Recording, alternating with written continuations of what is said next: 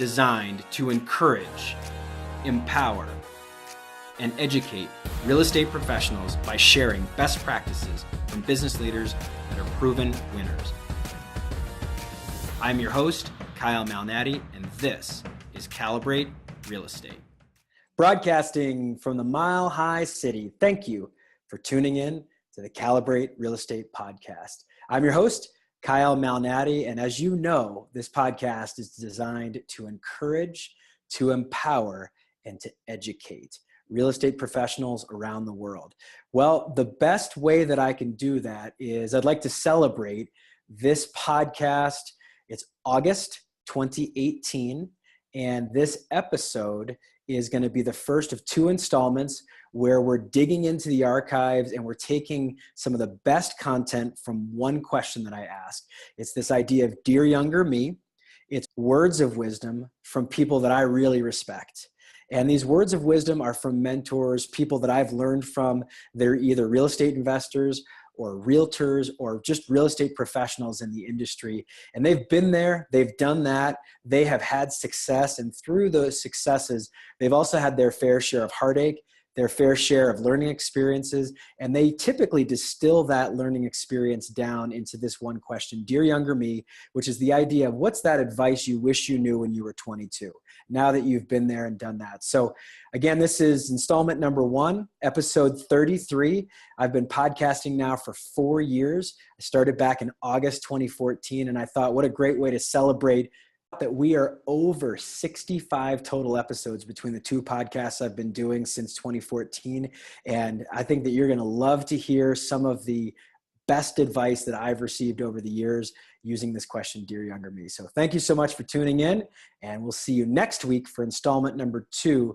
That'll be episode 34 of the Calibrate Real Estate Podcast. Enjoy episode 33. Thanks, everybody. I'll see you around the neighborhood. I've learned through my own experience that I've had many mentors and guides along the way that have helped me get unstuck as I make my career progression. And so this idea of Dear Younger Me, if Mary Lane Sloan could write a letter to herself, or even to someone who's 22 that's starting in the industry, that's, a decade behind you and is trying to figure out how to make this world work, what advice would you give to someone that's 22? It's that advice you wish you knew when you were 22. Yeah. I mean, I was pretty perfect when I was 22. Of course, in my own mind, right? I'm just kidding. Okay, so I have always been an achiever, right? So from the time I really could walk, I knew I wanted to be a teacher. So I kind of put my head down and just worked towards that goal. And I think if I could tell my 22-year-old self something, I would say, just breathe, just breathe for a second, right? Because not that I mean, it obviously got me to the path that I'm on, but I feel like there's so much to explore and there's so much out there. And I think sometimes in your 20s, you're getting out of school and you're like picking a major and you're trying to figure out like everything in like 2 years, right? Like I've just graduated, I have these degrees, and now I'm going to be this, and it's like, sometimes I think you just need to breathe and take a second. And it's okay to say, I don't know what I want to do right now, or, I'm going to do this, I'm going to try this until I find my passion. And I just think your 22-year-old self, you've got all this energy and you want to conquer the world and you've got all this confidence. Sometimes it takes a second to just like sit in that for a second instead of constantly moving to the next thing and trying to figure out, what you're going to be when you grow up, because it could change. Well, absolutely. And clearly a change is not bad. If Right. It's something that occurs and it evolves and it feels like that you're being led to try something new, that's okay. And I think you should embrace it. And I've found that with good mentors, with what I like to call influencers, people that speak into your life. And that could be someone at church that's a respected business person. It could be, a family member that's known you long enough and well enough to tell you something that might be a little difficult for you to hear.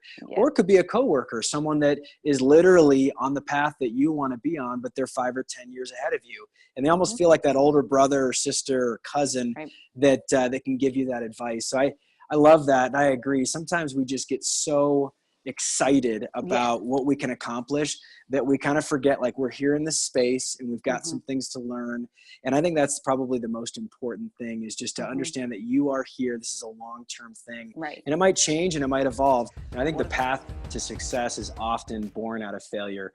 Dave Ramsey, one of your mentors, a guy that I've met before, but a guy that you've spent a lot of time with, both working with and just also collaborating with, often says that success is often standing on a mountain of failure. And so as we're working on getting past something and getting business owners unstuck, this podcast is all about education, but it's also about empowerment and encouragement. And so as you're looking into, okay, let's get past a failure, maybe share some ways that you personally kind of deal with, hey, this didn't work out. How do you kind of get through failure? And maybe some actual examples of things that just haven't worked out for you, but you say, you know what, I found a way to get through it. You know, one of the biggest things, I think, because once again, being a business owner, it is lonely, and you don't have a lot of folks that you can talk to about successes or failures that understand it really. So one of the things I try to tell myself, and I try to tell other business owners, is celebrate failures. It really is an ingredient to success.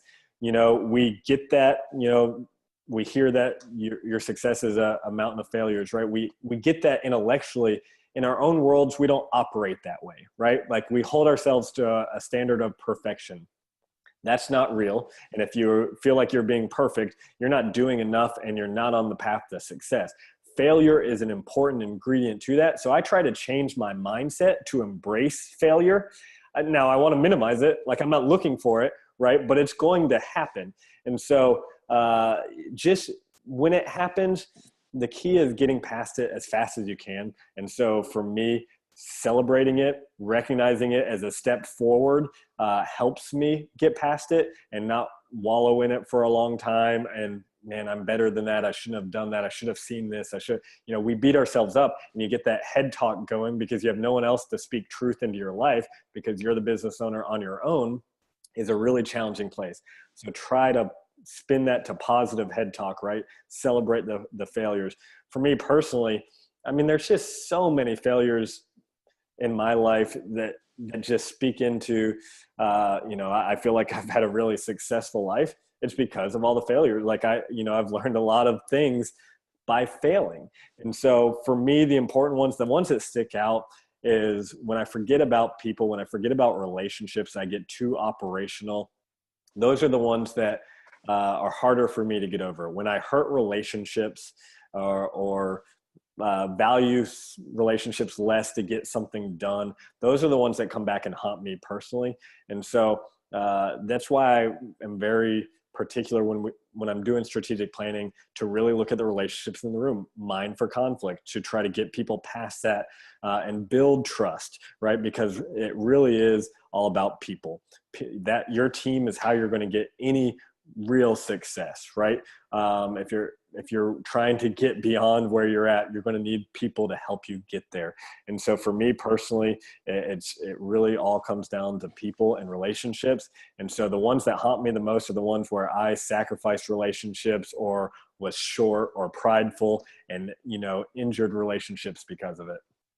Yeah, I think it's key to be open about that. And I appreciate you digging into that, because we've all had struggles with people that we've worked with, whether they're our coworkers, but then also you just have loved ones that, on a personal level, you have struggles with. And I've often found that most of the time we weren't that far off from a misalignment, but the lack of discussion about it is usually the issue. So the mining for conflict part of it, I think, is great.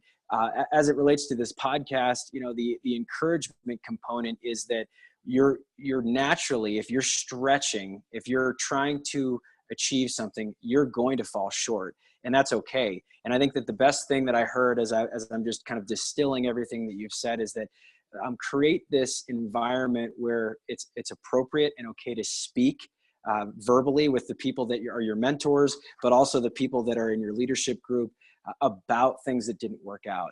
Hiding failure is often one of the worst things to do. And so I had an amazing mentor that I started off with. Is my wife's cousin. This guy is a real estate giant, and I worked with him for a number of years. And he used to just openly say, "Hey, we had a learning experience today," and he would slow things down for me, just like I do with my kids. He would say, "Hey, look, here's how I saw it happen. Here's some things that you could probably do along the way to maybe get a little bit better, but don't worry about it. Also get over it. And in the words of Ari Gold from Entourage, he would also say, let's hug it out. It's no big deal. We're going to get it figured out. Let's move onward and upward. And so I think as we're approaching failure, let's think about it that way. Look at it objectively, almost like a scientist, right? Calibrate is, hey, this is what our desired result is. We kind of got a little off the mark, but what can we do to tweak things so that we can get a little bit closer to our desired result, right? So finally, I always love to ask my guests, this idea of Dear Younger Me, which is a famous song by a band called Mercy Me. It's the idea of you're writing a letter to yourself. It's the advice you wish you knew when you were 22. So if you've got someone that's close to you that's 22 years old, Chris, what advice would you give to them, especially if they're in real estate, but if they're just an entrepreneur, someone that's looking at the world and they want to take the world by the horns and really accomplish a lot of things, what advice would you give to someone that's younger in business? I want to answer that in two parts. So sorry, bear with me. First, I would like to say I had some of the best advice when I was about 24. I think I was in a mentoring group with some business guys in Atlanta. And I had to read a book. I was forced to read a book called The Principle of the Path by Andy Stanley. And it was basically everything in life. There's this principle of the path. Every decision I make is taking me along the path I want to be on or off of it, right? And so you have to recalibrate, if you will, and to get back on your path. Well, the challenge of that is when you are young, you don't really know the path you want to be on. And so one of the exercises we had to do, I had to actually write my own obituary. And I had to put quotes from my spouse and my colleagues and my children and grandchildren and friends. I had to really think about the end of my life, who I wanted to be as a person. From that exercise, I designed my personal mission statement. It has been such a compass for me in my entire life, and I am a lot farther along than I should be in life because of that. Like, I fully attribute it to that exercise. And so that was great advice that I got and was forced to do at a young age. So I'd recommend everyone do that. It's been huge. Now, me sitting back and going back 15 years to that time again, what would I say to myself, or what would be the letter I'd write? The marketplace moves so fast nowadays, and people try to be everything for everybody. I would have started earlier, specializing in the areas that I felt I was gifted and made and wired to excel in. This concept of deep work, there's a lot of books on it right now, a lot of people talking about it, but I don't see a lot of people doing it. And so I would really focus on your own gifting, self-awareness, who you are and what you're made to do, and really start going deeper in those areas and not worrying about trying to be the jack of all trades, trying to be the best marketer and the best salesperson and the best finance guy. And, there's pieces that everyone should know and be able to talk, but I would spend that extra time getting to know myself and specializing in my gifting. And I'd tell myself to focus on that. Well, it's huge advice. The fact that you're in a mentoring group when you're in your 20s is such a humbling experience. And I think you've got to be a humble person to do that, to say, look, I don't have it all figured out. And I think that's often very difficult for us when we're young, whether you're 20 or 25 or 30, depends on who you are. But just the idea that, hey, I need to learn from people who've been there before. And that's what consuming podcasts and reading books and asking mentors is all about. And the idea of writing an obituary, decades, hopefully, before you actually pass away. It's that Stephen Covey, start with the end in mind concept from the 7 Habits of Highly Effective People. I mean, this is huge stuff. So if you only listened to the last 2 minutes, I mean, it's absolute gold. So Chris Oakley, I mean, that was huge. Thank you so much for that advice. I feel deeply indebted to you for so many reasons, and we're good friends, and you have stretched me and helped me grow my business. So thank you for the time. I think everybody is smarter for having spent some time observing this podcast.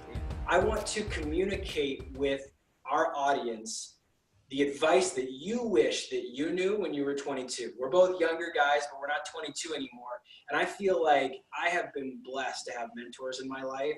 And I feel like a good mentor will give you that. They'll put their arm around your shoulder and just say, hey, look, if I could have done this different way when I was younger, this is how I would have done it. So talk to that person who's going to be getting into the real estate industry and share with them some advice, some tips. And we've done this throughout the podcast, but just what would that parting advice be to someone who's planning on getting into this crazy world of real estate brokerage? You know, it's funny you picked 22 because that's when I got into real estate. And me too. It's awesome. There'd be a few things I'd say. And in looking back, I mean, I'm glad I learned the way I did. I'm glad I had the experiences I did because there's some fundamental, you know, mindsets or activities or habits or whatever they have because of correcting course. But I do think I probably could have done that faster. And the thing is real estate agents like making things complicated. We like adding all these tools and gadgets. I love video. I mean, you have all these things that aren't necessarily needed. I think they're important. I love video, and I don't know what I'd be doing without it right now. But the boring stuff is what works. I mean, it is picking up the phone. It is going to events. It is networking, socializing, meeting people. I mean, that's how you grow your business, and that's how you do it. And it doesn't cost you any money, right? And so making sure you understand that the basics are what work and the boring stuff is what works. And then the other side of that is I always knew what I needed to do in the back of my mind when I was younger, but I wasn't doing it. And having a coach now is something that I think is huge for me. And I think when you get in, there's always coaching opportunities somewhere, or there's accountability partners. You know, you need to have someone who's not holding you accountable, but helping you hold yourself accountable. And I think it's that mindset of, you know, like when you buy a new car, like all of a sudden it seems like every other person on the planet owns that same car. You're seeing it constantly, but that's because it's at the top of mind, it's top of your head. And so with a coach or the accountability partner, you know, you're always looking at the things that are like, did you make your calls? Okay, well, did you do this? The goals and the tasks that you have need to be correlated, and you need to have somebody who's making sure that you can hold yourself accountable on doing those. And so that's kind of what I wish I, you know, had when I started out, was somebody, you know, making sure I understood the basics were the way to go, and that somebody who was willing to really help me hold myself accountable. And I think that's what would make my growth have happened faster, right? I love that advice. I was blessed to have a few mentors really close to me in my 20s, one of which was a 30 under 30 honoree in 2005, and he's my wife's cousin. He means the world to me, and he would say stuff like that to me, and a lot of times as a punk kid I wouldn't listen to him, but eventually after grinding it in, I would listen to him. And so I think that's great advice. And I think that's a big deal to have someone who's been there before to tell you, hey, look, it may not be flashy, it might not be all that interesting, but the fundamentals are the way that you succeed. And we've talked about that, being methodical, being on purpose, and that's great advice. So, all right, so talking about maybe that younger broker, maybe that person that you're mentoring, I believe that really being a mentor is about providing advice that I wish I knew when I was 22. And that's kind of fun. It's catchy, it rhymes. But the reality is, you know, now that I'm in my mid-30s, my wife and I have 3 kids in elementary school. I'm operating a brokerage. You know, there's a lot of stuff that I've learned in the last 14 years that I could impart to someone who just got into the business, maybe very anxious and nervous and just doesn't know what to do. So what advice would you give to a young realtor, someone that's interested in getting into the real estate business? Sure. Yeah. You know what? And I think that for this question, it's immensely important for me to say that I think a lot of my limitation came from that I was never quick to celebrate a success, celebrate a win. All of that was kind of delayed. It was never, you know, my first 10 clients, you know, I had to get 20 clients. My first $1 million in production had to be 5 million. And, you know, I think that always, you know, striving to meet a goal and to hit a goal is as important as setting them. And when you do hit them, you know, you're celebrating that success. So I think that in itself has been something that was hard for me to do and even like celebrate, you know, those wins that we're having now. You know, I think the second thing is it's very important to stay humble in this business. The business can be lucrative. It can be one that's easy entry, easy exit. You know, staying humble, that knowing that you always have something something to learn, whether it's from another associate, whether it's from a salesperson or your client. Learning should never quit. It's something that can't be taken away from you. So it should be an integral part of your business, and staying humble with that, knowing that there's always something more that you can improve with, that you can learn from, is so important. And I think the most interesting dynamic part of our group is that, we certainly instill, having the passion in real estate, but investing in real estate is so important to us. I started with it at a very young age with it. I got into the business when I was around 22, bought my first piece of property when I was 22. So now being in the business about 5 years, we own a little over 25 properties that we own and manage. We do other real estate investing when it comes to saving maybe those properties that need some attention, those that need some work on them, foreclosures, etc. So I think that in itself, if you believe in real estate, you're selling real estate, you should be investing in it. We've got a lot of wins with that too. So that's super important to us, which I would instill in really anybody entering the industry. All right. So anyone that's young, that's listening to this, or someone, not even if you're young, if you're just getting into real estate, rewind the last 2 minutes and re-listen to that, because that is pure gold. So I'm going to just recap that very briefly, because I love everything you said. And the 3 things that I heard, number 1, delaying gratification. That is so difficult in our business, in a business where there's a lot of lucrative commissions that can be earned.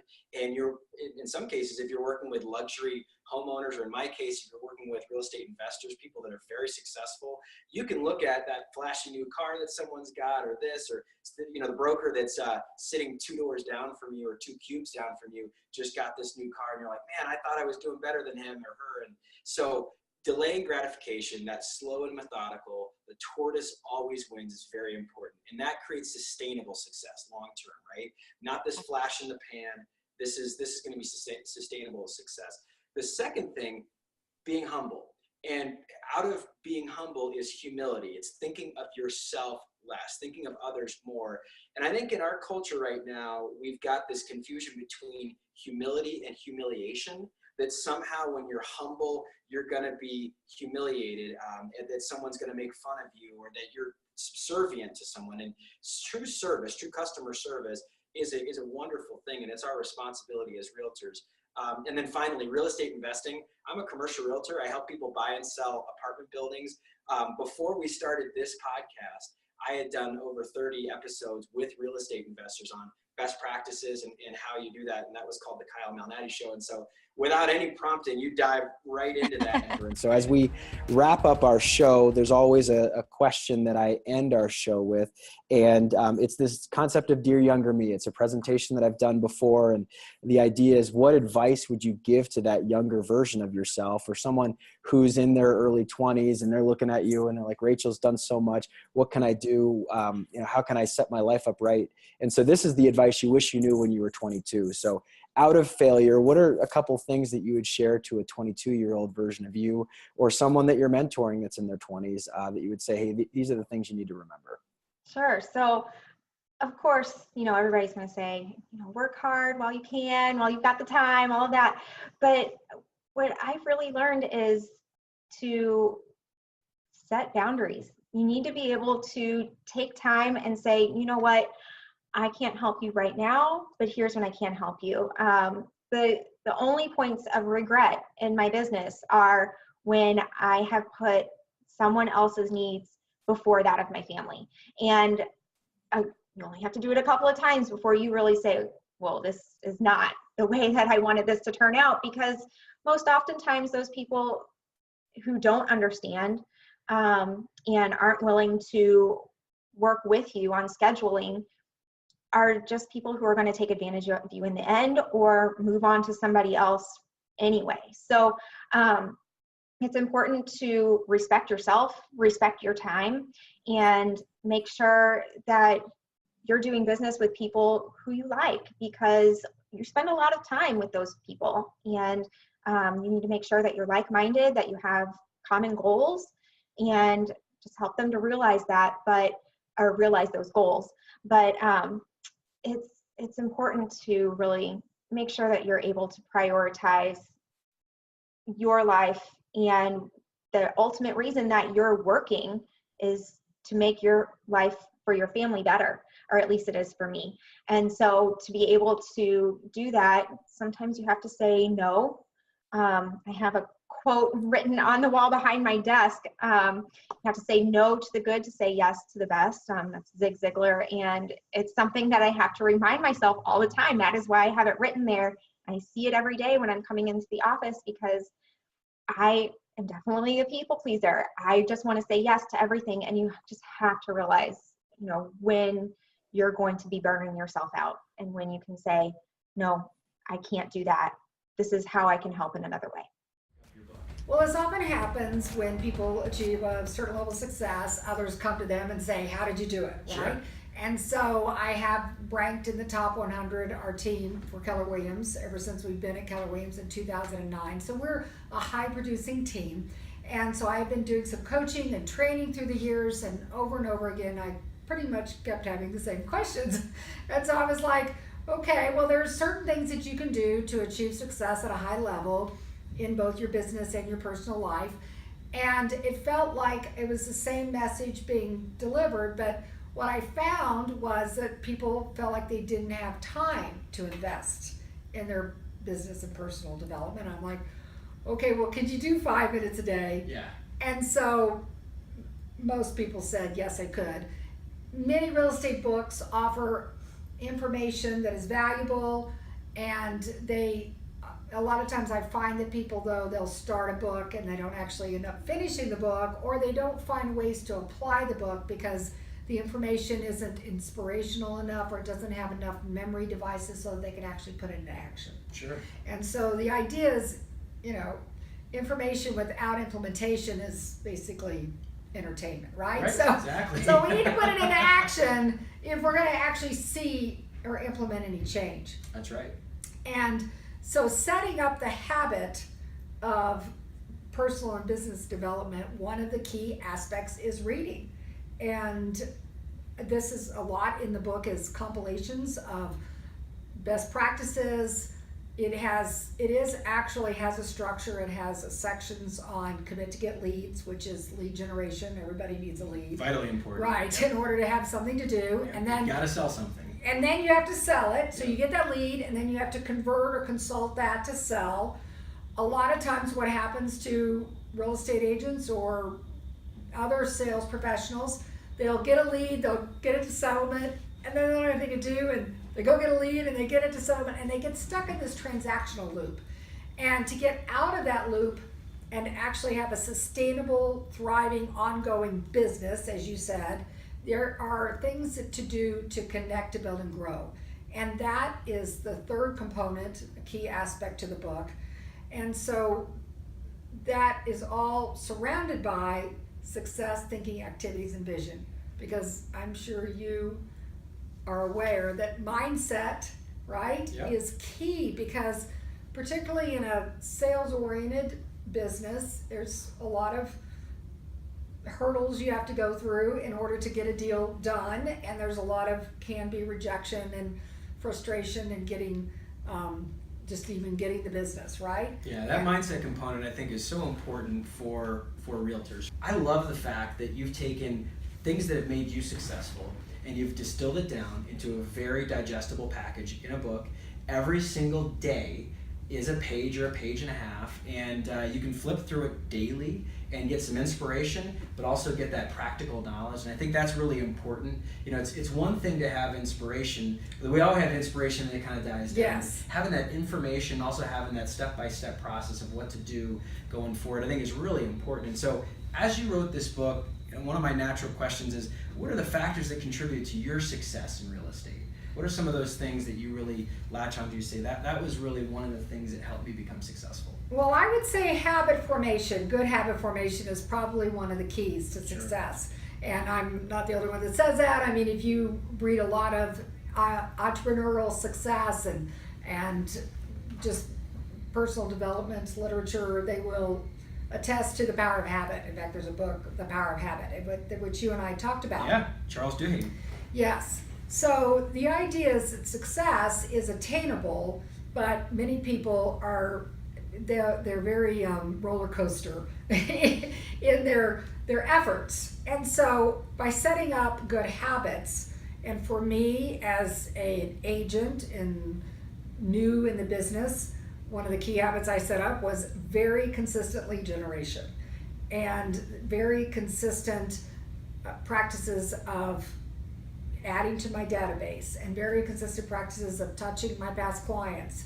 And it's like the tortoise and the hare, right? So the reason why that's a fable that's been around for eons is because what often happens is an agent will have a great burst of energy and come out of the gate really strong and hot, but can't sustain it. It would be like a marathon runner that tried to run a marathon like a sprinter. Right. They would probably burn out, right? They wouldn't make it.